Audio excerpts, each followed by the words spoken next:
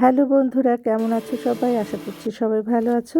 আজকে আমি একটি মজাদার গাজরের কেকের রেসিপি দেখাচ্ছি। সবচেয়ে মজার বিষয় হচ্ছে এই কেকটি কিন্তু আমি খেজুরের গুড় দিয়ে বানিয়েছি। কানাডায় তো গুড় পাওয়া খুব কষ্টকর, তারপরও আমি বাংলাদেশ থেকে এই খেজুরের গুড় আনিয়ে সেটা দিয়ে বানিয়েছিলাম।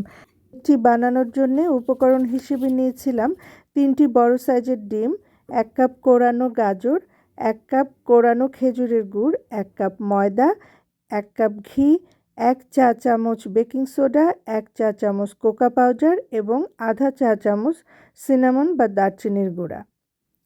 মিশ্রণের প্রক্রিয়াটি তো আমি ভিডিওতে দেখিয়ে দিলাম।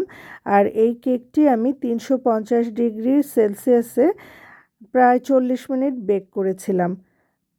কেকটি ডেকোরেশন করার জন্যে আইসিং সুগার এবং বাটার একসঙ্গে মিশিয়ে বিট করে নিয়েছিলাম।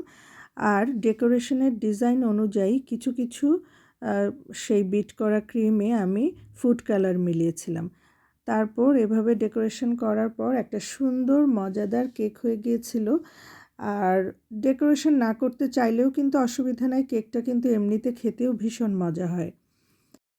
আজকে এ পর্যন্তই। সবাইকে অনেক অনেক ধন্যবাদ। খোদা হাফেজ।